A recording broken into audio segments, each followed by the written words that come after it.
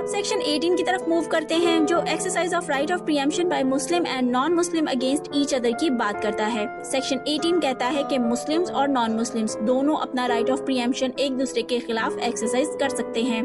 Students, section 18 examination point of view से बहुत important section है। एग्जामिनर पेपर में आपको कंफ्यूज करने के लिए किसी नॉन मुस्लिम नाम को इस्तेमाल करते हुए पूछ सकता है कि आया इसके खिलाफ या ये खुद किसी मुस्लिम के खिलाफ अपना राइट ऑफ प्रीएम्पशन एक्सरसाइज कर सकता है। तो आपको फौरन सेक्शन 18 याद आ जाना चाहिए कि मुस्लिम्स और नॉन मुस्लिम्स दोनों अपना राइट ऑफ प्रीएम्पशन एक दूसरे के खिलाफ एक्सरसाइज कर सकते हैं। ये एक्ट मुस्लिम्स और नॉन मुस्लिम्स दोनों पर इक्वली अप्लाई होता है, यानी पंजाब प्रीएम्पशन एक्ट जिस तरह रहमत चाचा पर अप्लाई होगा, बिल्कुल इसी तरह मोहन काका पर भी होगा। अब सेक्शन 19 को देखते हैं, जो right of preemption non transferable and indivisible के बारे में है। मतलब ये कि राइट ऑफ प्रीएम्पशन ट्रांसफर नहीं हो सकता, ये जिसे हासिल होता है सिर्फ वही इसे एक्सरसाइज कर सकता है। आप सेक्शन 16 को किसी हद तक सेक्शन 19 की एक्सेप्शन समझ सकते हैं, क्योंकि सेक्शन 16 में स्पेशल सर्कमस्टांसेस के अंदर right of preemption legal heirs को ट्रांसफर हो सकता है। सेक्शन 19 का सब सेक्शन 2 कहता है कि प्रीएम्पशन का क्लेम सिर्फ होल प्रीएम्प्टेबल प्रॉपर्टी पर ही हो सकता है। अब सेक्शन 20 की तरफ चलते हैं, जो इस बारे में बताता है कि अगर वेंडी और प्रीएम्प्टर दोनों इक्वली इंटाइटल्ड हो तो क्या होगा। सेक्शन 20 कहता है कि ऐसी सूरत हाल जहां प्रीएम्प्टर और वेंडी दोनों ही प्रीएम्प्टर्स की सेम क्लास में फॉल करते हो तो इनका इस सर्टेन इमूवेबल प्रॉपर्टी में राइट ऑफ प्रीएम्पशन इक्वल होगा और वो इस इमूवेबल प्रॉपर्टी में बराबरी के हिस्सेदार होंगे। Section 21 improvements made by Wendy की बात करता है। अगर वेंडी ने प्रीएम्प्टर के सेक्शन 13 के सब सेक्शन 3 के मुताबिक तलबे इशहाद करने से पहले सेल होने वाली इमूवेबल प्रॉपर्टी में किसी भी किस्म की इम्प्रूवमेंट्स की हो तो वेंडी इन इम्प्रूवमेंट्स पर आने वाले अखराजात वसूल करने के लिए इंटाइटल्ड होगा। ये बात याद रखें कि वेंडी सिर्फ तलबे इशहाद से पहले आने वाले अखराजात के लिए ही इंटाइटल्ड होगा। Section 22 improvements made in the status of the Wendy defendant after institution of suit के बारे में है। Section 22 कहता है कि अगर वेंडी जो कि डिफेंडेंट होगा प्रीएम्पशन सूट फाइल करने के बाद रेलेवेंट प्रॉपर्टी में किसी भी किस्म की इम्प्रूवमेंट्स कराएगा तो इससे प्लेंटिफ के सूट को कोई फर्क नहीं पड़ेगा। Section 23 no right of preemption in respect of certain properties की बात करता है। यहाँ एक लम्हे के लिए रुककर सेक्शन 2A इमूवेबल प्रॉपर्टी को रिकॉल करें, जिसमें मैंने एक सवाल का जिक्र किया था कि आया हर किस्म की इमूवेबल प्रॉपर्टी पर राइट ऑफ प्रीएम्पशन एक्सरसाइज हो सकता है।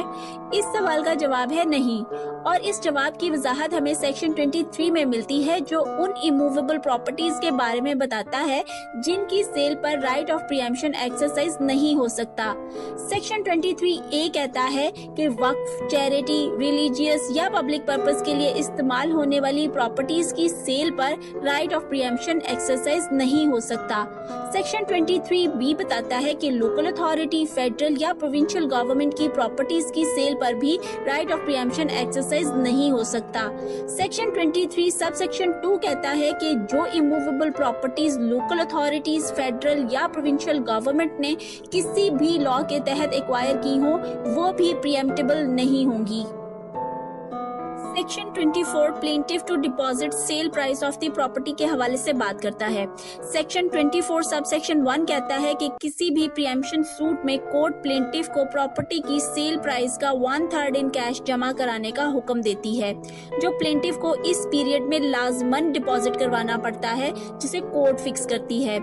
आगे सेक्शन 24 की पहली प्रोवाइजो बताती है कि कोर्ट प्लेंटिफ से प्रॉपर्टी की सेल प्राइस का 1/3 जमा कराने के लिए 30 डेज का टाइम देती है। सेक्शन 24 की प्रोवाइजो नंबर 2 कहती है कि अगर सेल डीड या म्यूटेशन में सेल प्राइस ही मेंशन ना हो या अगर मेंशन हो मगर वो असल से ज्यादा लगे तो कोर्ट प्रॉपर्टी की प्रोबेबल वैल्यू के मुताबिक प्रॉपर्टी की सेल प्राइस का 1/3 जमा कराने का हुक्म दे सकती है। प्रोबेबल वैल्यू क्या होती है, इसे कैसे डिटरमिन किया जाता है, इसे हम रेलेवेंट सेक्शन में देखेंगे। सेक्शन 24 का सब सेक्शन 2 कहता है कि अगर प्लेंटिफ कोर्ट की तरफ से फिक्स करदा पीरियड के दौरान सेक्शन 24 के सब सेक्शन 1 के मुताबिक ज़रे सोम या सेल प्राइस का 1/3 जमा नहीं करवाता या जमा करवा कर विड्रॉ कर लेता है तो इसका सूट डिसमिस हो जाएगा। सेक्शन 24 का सब सेक्शन 3 कहता है कि सेक्शन 24 के सब सेक्शन 1 के तहत प्लेंटिफ जो भी सम डिपॉजिट करवाएगा वो कॉस्ट्स के डिस्चार्ज किए जाने के लिए अवेलेबल होगा। सेक्शन 24 का सब सेक्शन 4 इस बारे में है कि प्लेंटिफ सेक्शन 24 के सब सेक्शन 1 के तहत जो भी प्रोबेबल वैल्यू डिपॉजिट करेगा इससे सूट की फाइनल डिटर्मिनेशन पर कोई असर नहीं पड़ेगा। सेक्शन 25 डिपॉजिट और रीफंड ऑफ एक्सेस प्राइस के बारे में है। सेक्शन 25 का सब सेक्शन 1 कहता है कि जब कोर्ट प्लेंटिफ के ज़रे सोम या सेल प्राइस का 1/3 जमा कराने पर प्रीएम्प्टर के हक में फैसला दे देती है तो कोर्ट इसे डिक्री पास होने के बाद 30 डेज के अंदर अंदर बकाया जात जमा कराने का ऑर्डर देती है।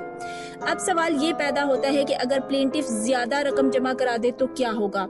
इस सवाल का जवाब हमें सेक्शन 25 के सब सेक्शन 2 में मिलता है जो कहता है कि अगर प्लेंटिफ ने कोर्ट के हुक्म पर ऑलरेडी जो ज़रे सोम या प्रॉपर्टी की सेल प्राइस का 1/3 जमा कराया हो, कोर्ट की पास करदा डिक्री की वैल्यू से ज्यादा हो या इसे यूं कह लें कि कोर्ट ने लेसर अमाउंट के लिए डिक्री पास की हो तो कोर्ट इजाफी अमाउंट प्रीएम्प्टर को रिफंड कर देगी।